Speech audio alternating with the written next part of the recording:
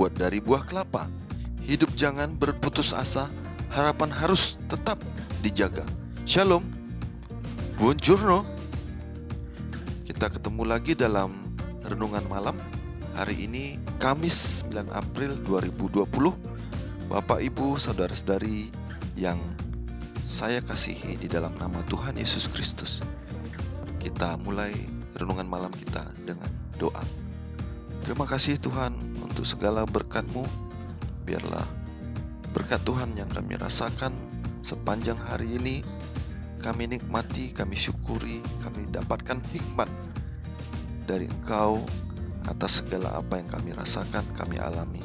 Dan biarlah ini segala sesuatu yang terjadi dalam hidup kami membawa kami pada pemahaman bahwa Engkau Allah yang mulia, Allah yang penuh kasih, selalu ada bagi kami, selalu memberikan kami kesempatan untuk hidup bersama-Mu dalam kasih kemurahan-Mu.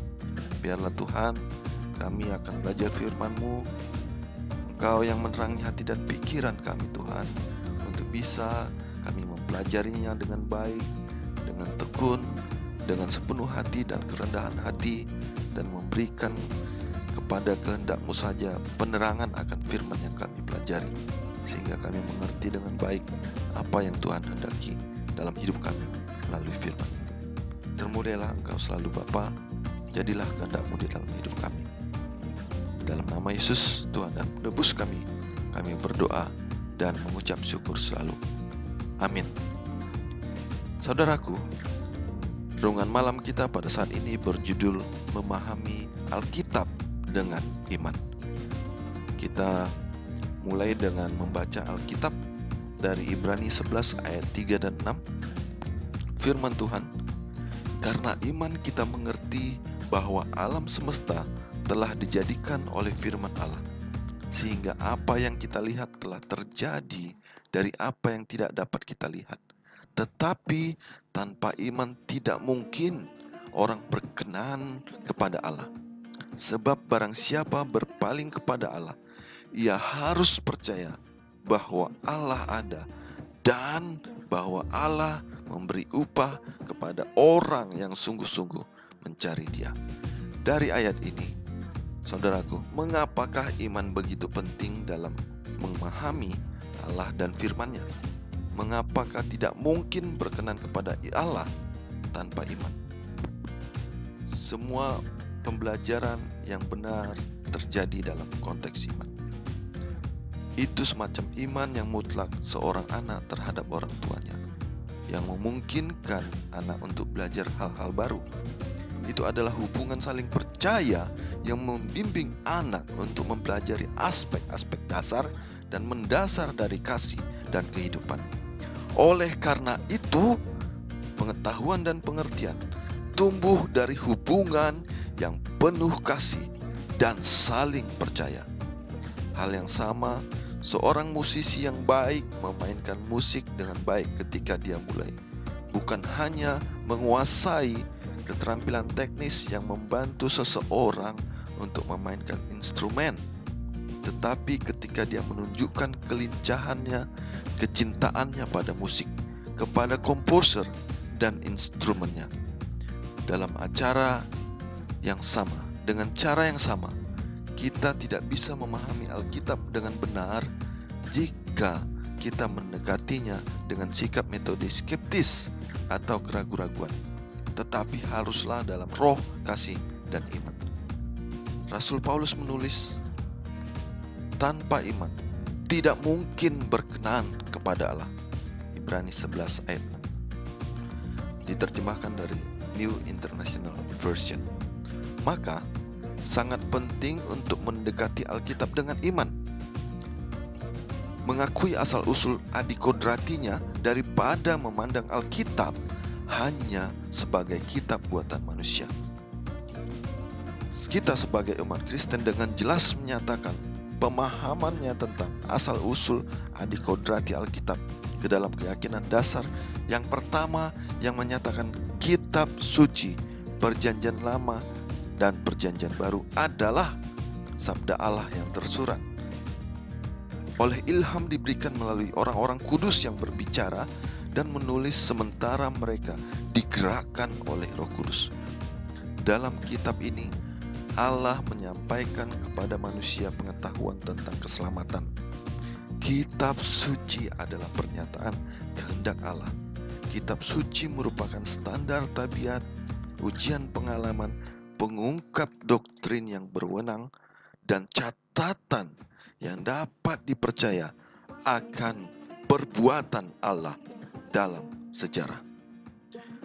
Bisa kita pahami hal-hal ini dengan membaca firman Tuhan dalam firman pertama Mazmur 119 ayat 105. Firman-Mu itu pelita bagiku dan terang bagi jalanku. Berikutnya Amsal 30 ayat 5 dan 6. Semua firman Allah adalah murni. Ia adalah perisai bagi orang-orang yang berlindung padanya. Jangan menambahi firman-Nya supaya engkau tidak ditegurnya dan dianggap berdusta.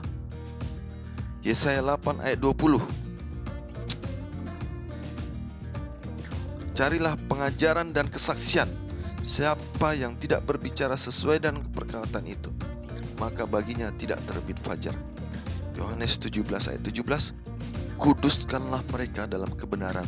Firman-Mu adalah kebenaran. 1 Tesalonika 2 ayat 13.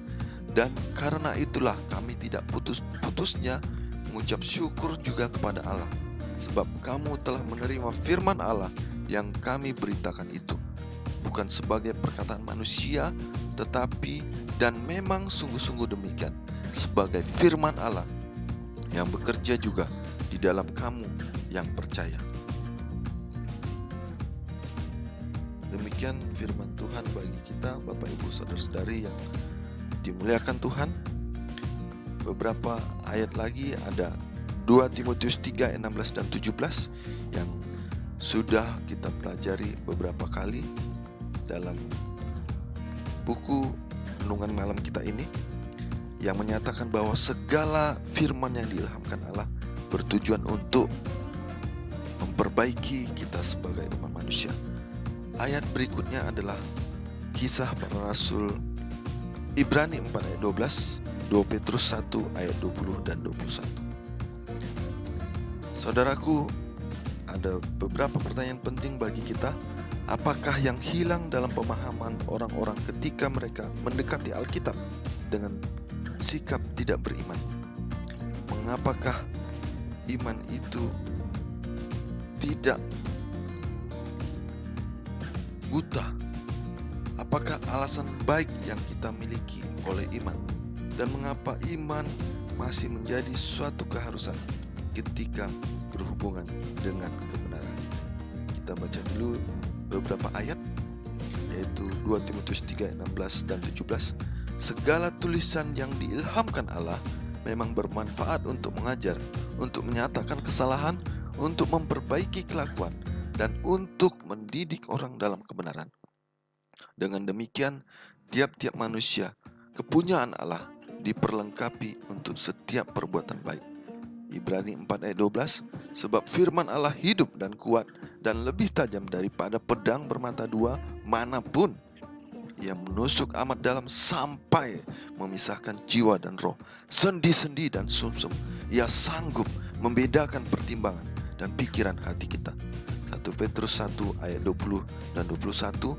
Firman Tuhan yang terutama harus kamu ketahui ialah bahwa nubuat-nubuat dalam kitab suci tidak boleh ditafsirkan menurut kehendak sendiri, sebab tidak pernah nubuat dihasilkan oleh kehendak manusia, tetapi oleh dolongan Roh Kudus orang-orang berbicara atas nama Allah. Oleh karena itu, saudaraku yang dikasihi Tuhan, penurutan akan hilang, pengharapan akan keselamatan dan tuntunan Tuhan akan hilang, dan kasih karunia Allah berupa keselamatan dari sorga akan hilang dari hidup kita dan tidak menjadi kesempatan kita bila kita tidak beriman kepada Allah dan mempelajari firman Allah, Alkitab, tanpa iman. Iman tidak buta karena Tuhan menunjukkan segala kebenaran sepanjang masa, dan semua yang difirmankan Tuhan dalam Alkitab terbukti dan nyata mulai dari penciptaan sampai saat kita hidup ini.